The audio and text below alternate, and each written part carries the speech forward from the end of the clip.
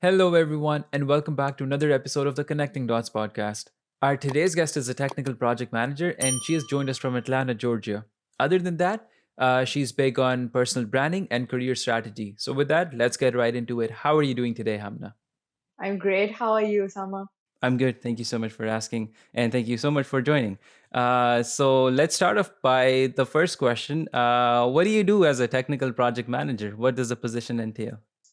Yeah, so a technical project manager actually helps keep projects on track. They make sure that the stakeholders are on the know-how and they understand what the deliverables are, what the project status is, and what the deadlines are for that particular project. It's always important for a technical project manager to have a technical background because they will often find themselves talking to the engineering teams and bridging the gap between technical stakeholders and non-technical stakeholders.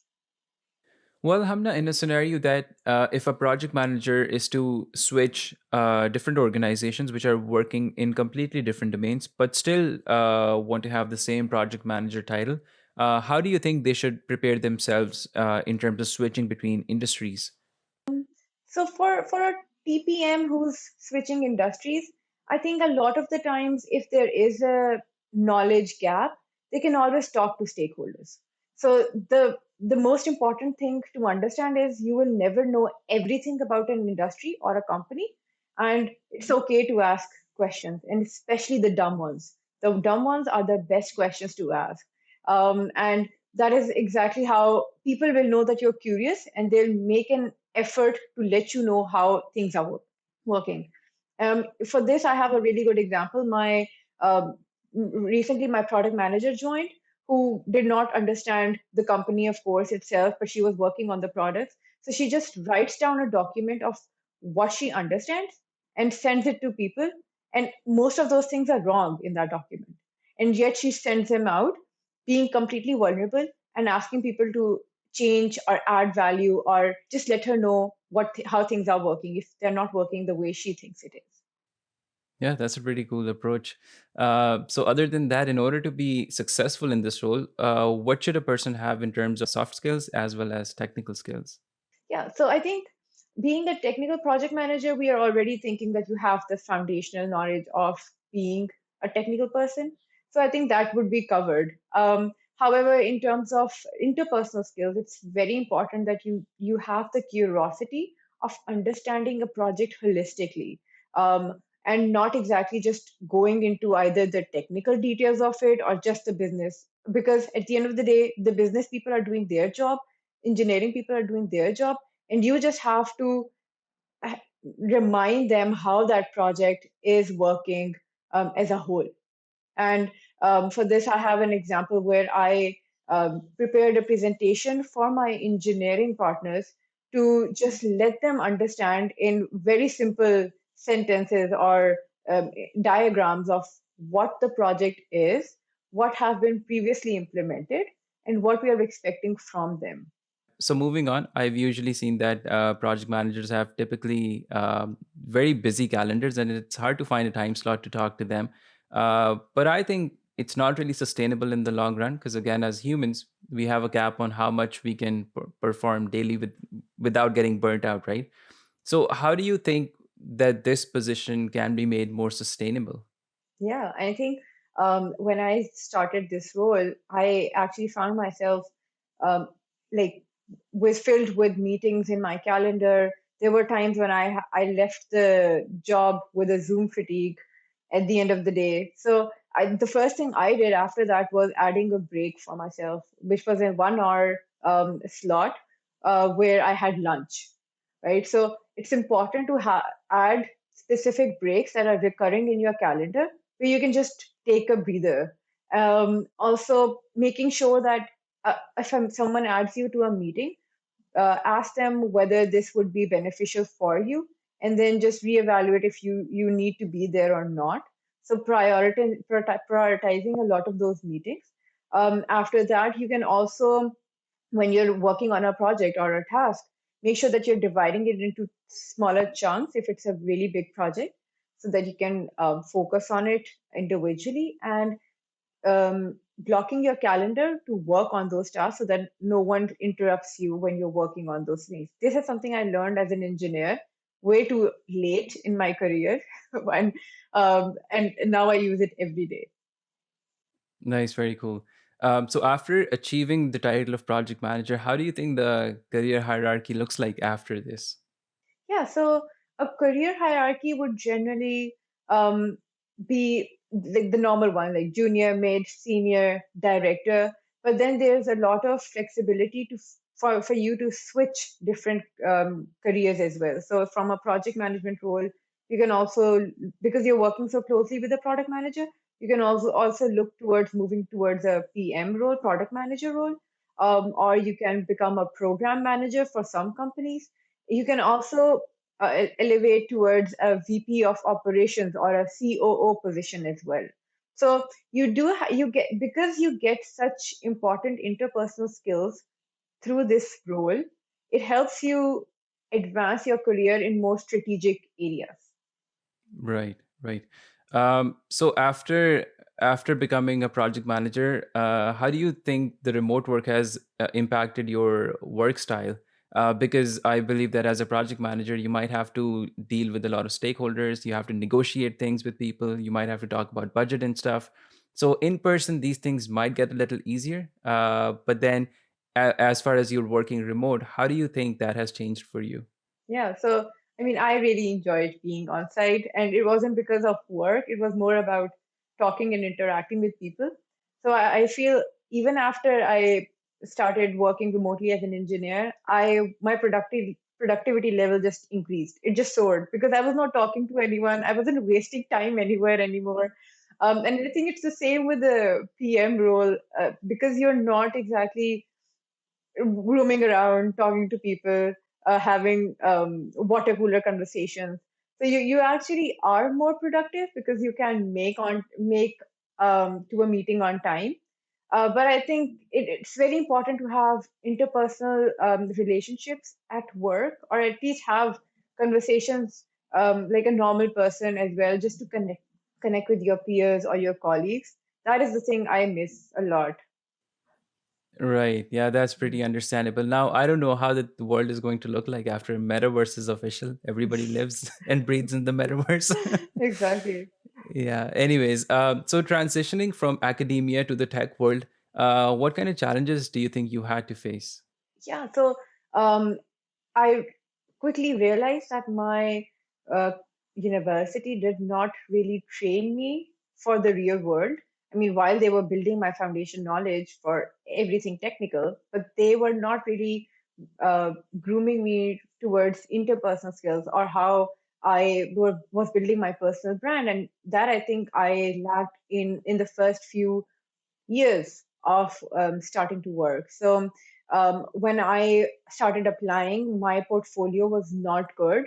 It did not have the right kind of information or the right kind of language that attracts a recruiter or a hiring manager.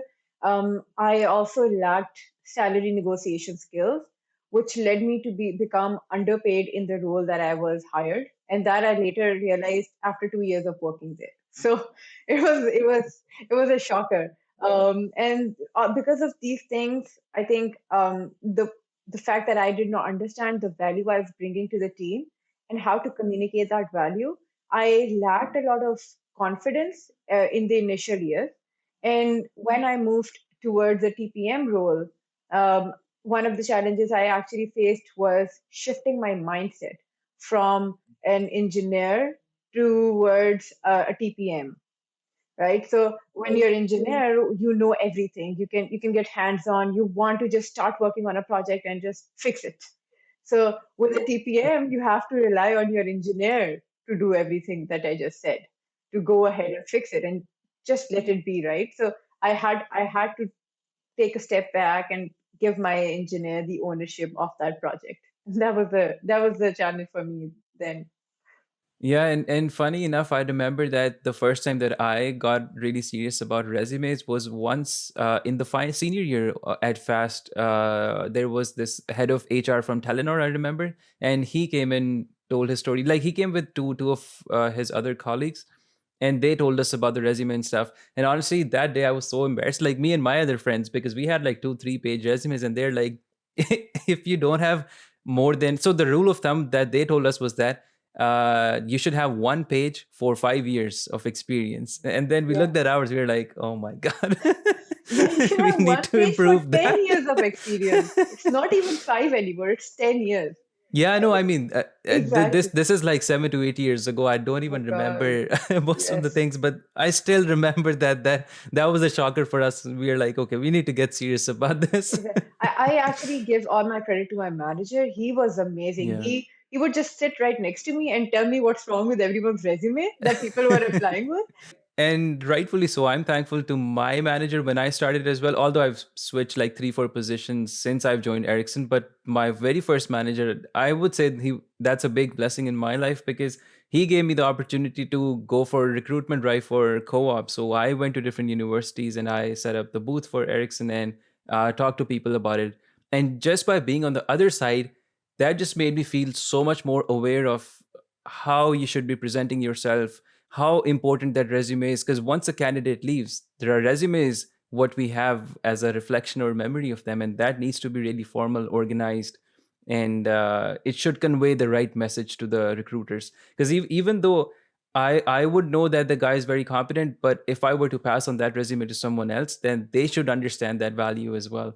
So that was a really good experience for me as well. um, so other than that, I've seen that you were very active on LinkedIn, and you were posting about career strategy as well. So I want to ask you that how much do you think is important to get more degrees? I would say, because people are kind of divided over this. Some people say that you do get more experience by going deep down, by getting a PhD and becoming more expert. But then other people are like, if you just focus on delivering value more efficiently, then you don't really need degrees to excel in your career hierarchy. So how do you see this dilemma? Yeah, I think it's a really controversial conversation that if you're having with your parents, they'll just beat the shit out of you.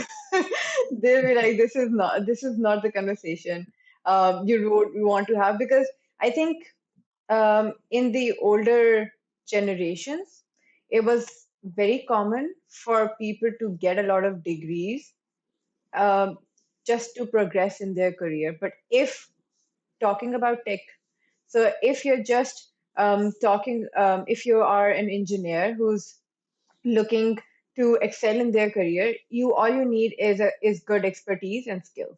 There are a lot of people who become engineers through courses or boot camps. They have never had formal education. I've seen product managers for technical roles, technical companies building a product who have a background in psychology. So you have to understand that the world is changing. It's a lot more flexible than it previously was. If you want to get a master's, I mean, you can, of course, no one's stopping you, but you have to understand whether it will add value for you in your particular industry or field later on.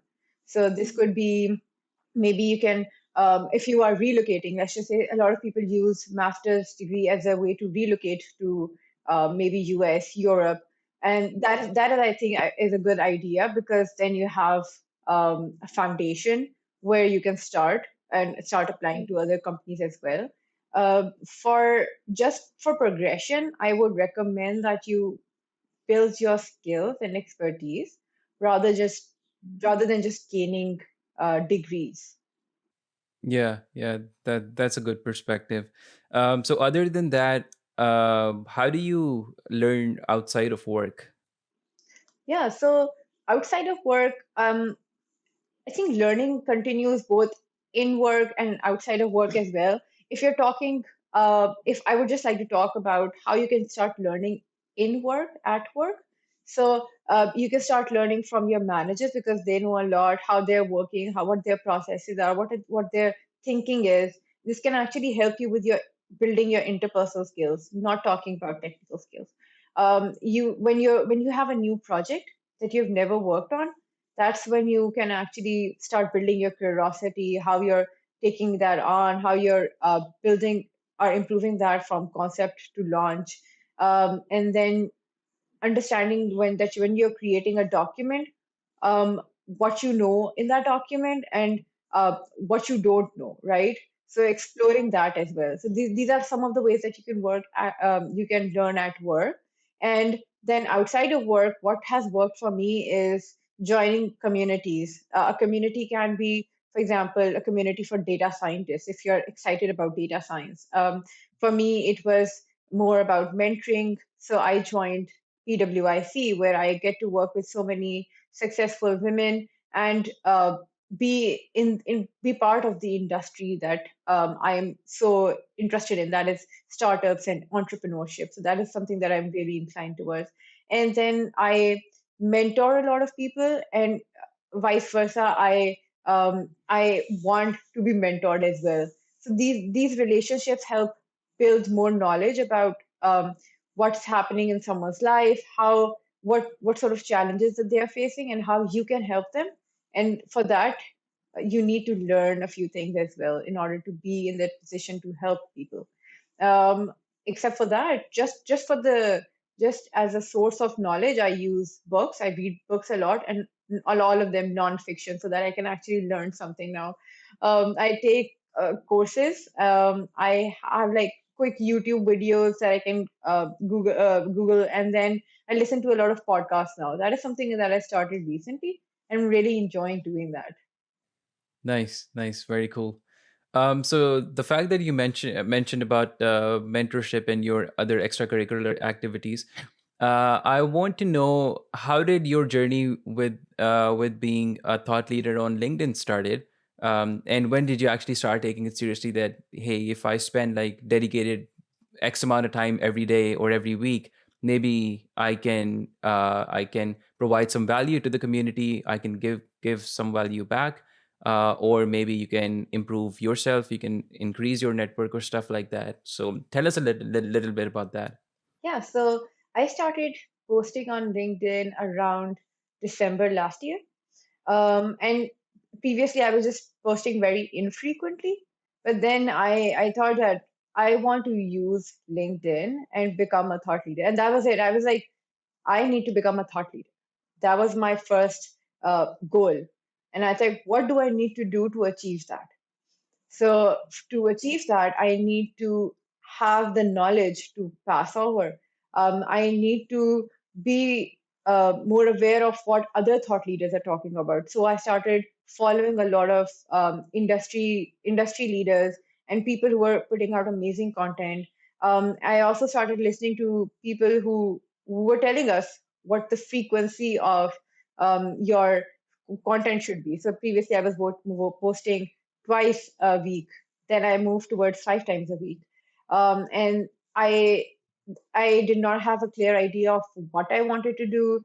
So I'm still learning to be a thought leader and to create content, how to do that, because that does not really come naturally to me. I have to learn, and I actually recommend doing this with other doing this if you are someone who wants to want to just help people. um, start adding content, start understanding what people need to know and how you need to present that information. It helps you with your copywriting skills as well. Well, other than that, what do you think about the fact that would there be more value being added by switching organizations in terms of your own learning and as well as your career, or do you think growing within one's own organization is more beneficial? Yeah, so it generally depends on what what you label as value for yourself. If you are looking for a higher salary, I think it will be beneficial if you actually switch, because switching gives you an instant salary boost. If you want to transition careers, for example, you are in engineering and you want to go to project or product management, if that's the case, then first, I would recommend that you look internally whether you can switch careers within your own company, because I've noticed a lot of the times you need a job title to get the same job title in another company. So if you're an engineer and you're looking to transition towards project management, you actually need to have the project management label or a job title before someone would actually take you seriously that, yeah, you may know what you're doing. And it's the same with product.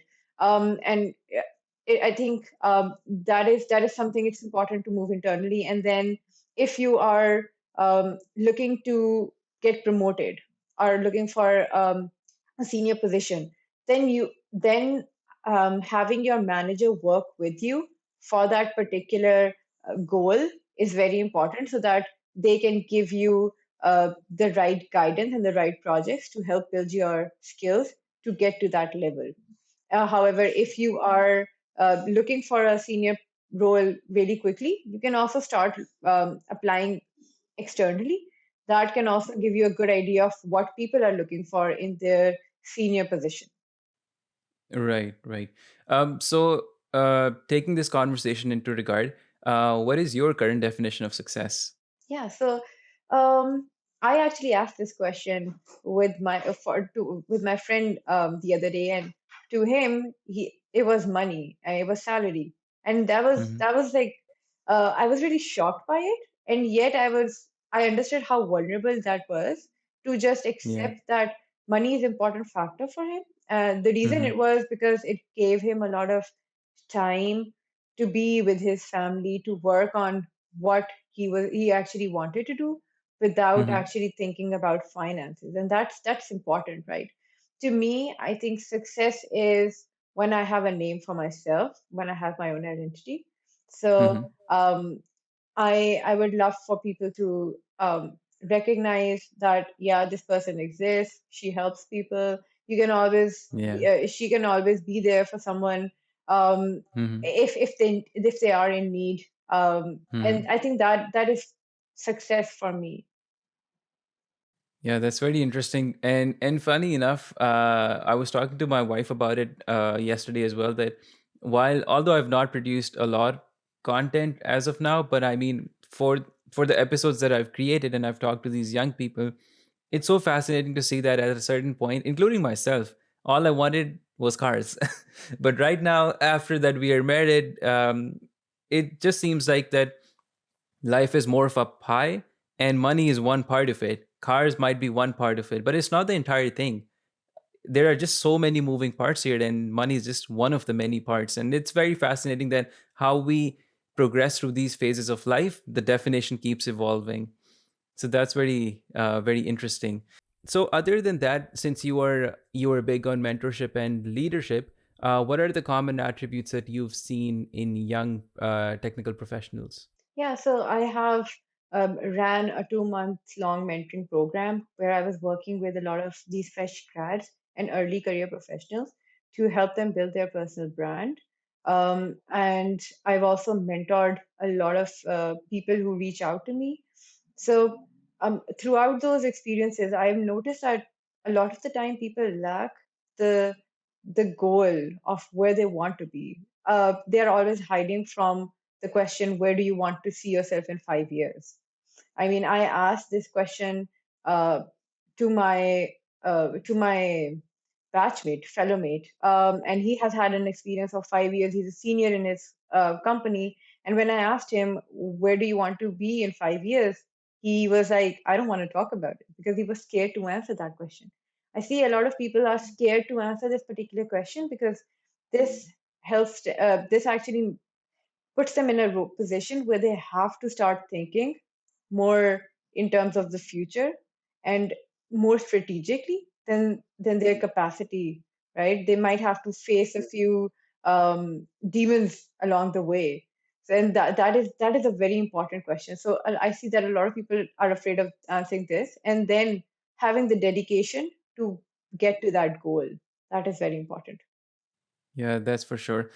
In sidetracking the conversation just a little bit, I've noticed that there's a community called Pakistani Women in Tech, and I've been very fascinated by the content that they've produced on the International Women's Day this year. And I've noticed that you're also an active member of the US chapter, I'd say. So tell us a little bit about what the organization does, what your role is, and how are you guys adding value? Yeah, so Pakistani Women in Computing is an amazing platform which is bringing all the strong women in STEM together in a community, helping them, mentoring them, promoting them, and their exceptional skills. We partner with a lot of different sister organizations, for example, Iranian Women in Computing or other Chinese women in computing. So we partner with a lot of these organizations to bring together more informative sessions and webinars that can help other females find people that look like them in STEM roles and sort of motivate them towards STEM. And we also partner with a lot of companies that are looking for promoting themselves or putting themselves in a place where they can become advocates for diversity and inclusion. And we also partner with them to bring on more speakers. And this is what my role is. I am the partnerships lead in PWIC, so I help connect PWIC with all of these organizations and companies. So being a part of nonprofit is not that easy and comes with its own fair share of challenges. And since you are dedicating your free time to work for them, would you recommend this to other people as well? Yeah, definitely. Because I feel that being part of a nonprofit organization has helped me build my interpersonal skills. And I think in the corporate world, interpersonal skills are so important. How you're communicating with people, how you're putting yourself out there, how you're building or um, conveying your value is key when it comes to thriving in a corporate world. So this nonprofit has helped me build my interpersonal skills. It has connected me to people who are doing amazing work, who are improving Pakistan as a whole and working towards organizing new events. So recently, we're working on Park Tech Summit, which is happening next week, and uh, we are bringing together so many amazing leaders, Pakistani leaders throughout the world, and they are coming together and sharing what their knowledge is, and you get to connect with them through this channel, which makes it easier for you to initially start that conversation, build that relationship. I think there's a possibility that these people might not respond to you if you were just coldly reaching out to them on LinkedIn. However, if you have this platform behind you, they will be more interested to talk to you because you're adding value to them, and you would like some value from them as well.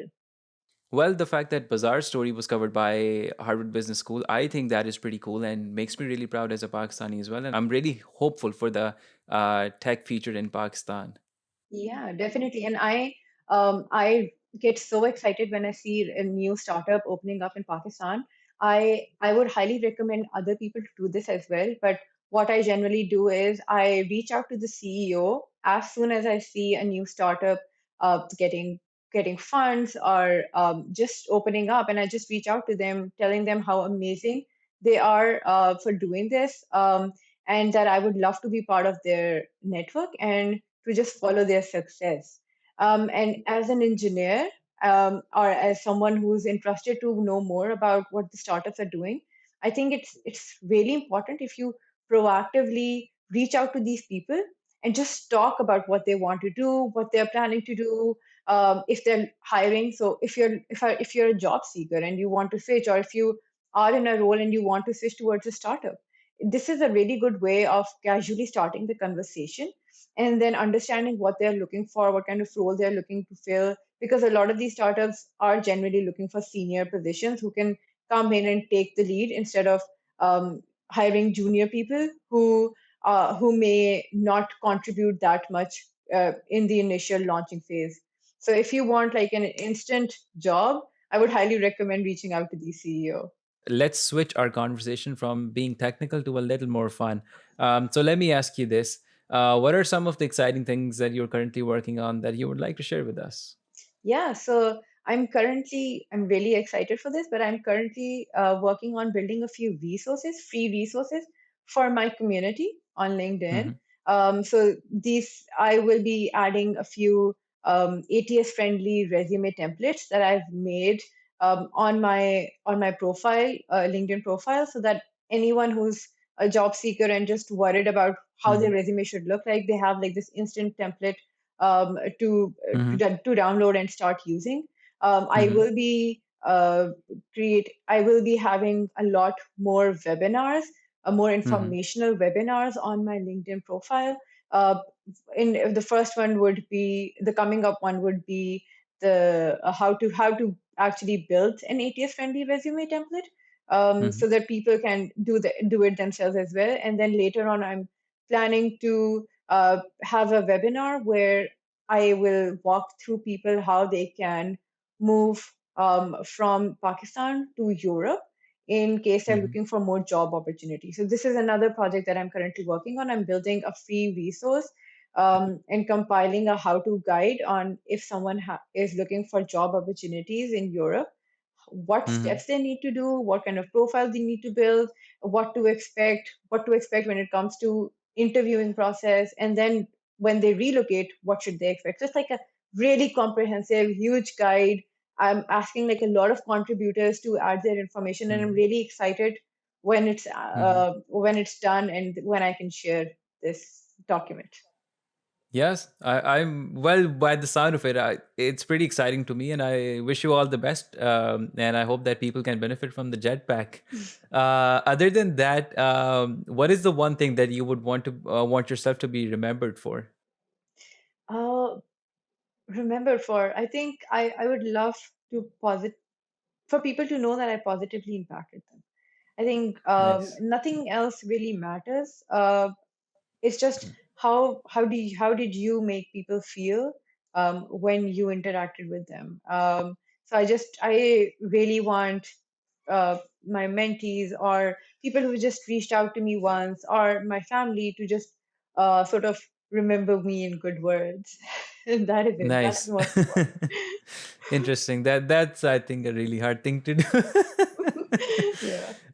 Anyways, since you're an avid reader as well, so what are some of your top favorite books that you would recommend to our audience? Yeah, so I have actually been reading a lot about entrepreneurship, and Hmm. then uh, entrepreneurship, and then financial independence, and then yeah, I like a lot about startups, right? So a book that I would recommend people to read is Rich Dad Poor Dad.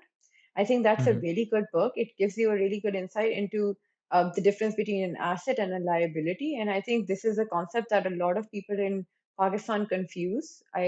Even Hmm. my parents would confuse this understanding. So, for a young person, it's Yeah. very important to understand how to manage their finances, and that is a knowledge. Hmm. This is where you can start with, and then Hmm. if you are interested to know more, just find more books on that topic. After that, you can also, another book that I recommend is The Lean Startup. If you are an entrepreneur, if you are interested to become Hmm. an entrepreneur, or you're looking to build a startup, it's a really good book to help you understand what to expect. And if something goes wrong, not to panic. And there are just Yeah. so many other ways that you can counter that issue or the obstacle. And Yeah. the last book I would recommend is The Mom Test. So the Mom Test helps you understand how to ask good questions, and especially questions that do not Hmm. lead to a binary answer, yes, no. Hmm. For example, if you ask, "Did that make you happy?" They'll either reply yes Hmm. or no. But what you need is to restructure that question into, "How did you feel about that?" Now it's an open-ended Hmm. question, and it's not only good for founders when they're doing their customer discovery. It's also good for people who just want to have better conversations. It's a good Yeah. way for them to learn that as well. Yeah, and I firmly believe that other than any of whatever quantifiable skills that we know of that one should have in their life, I think communication skills is super Super, essential. Like super. whenever you talk, your words have an impact. I think that is so profound that if people could prepare themselves more about it, I guess that will just change their perspective of how the world looks at them and the other way around as well. That's very Exactly. nice. Um, So, considering the fact that you've come so far in your journey and you've come here and settled in US, looking back at your time, what advice would you give to your younger self? What advice? Yeah, so I think I did not exactly go out into the industry a lot, and that is an advice that I would recommend anyone who is young and who is in their university. I would highly advise them to join communities, organize events, look Hmm. into the industry, talk to thought leaders, talk to people who are actually working. And I think being part of a nonprofit organization or being part of a community helps a lot, or starting a podcast helps a lot when you're reaching out to people and then you just want to know more about them. So that is an Hmm. information I would Yeah. recommend that people do. Yeah, super cool. Well, honestly, I had a lot of fun talking to you, Hamna, today, and the conversation was super cool. And as far as our audience are concerned, I hope that you guys would have a lot of fun watching this whenever the episode comes out.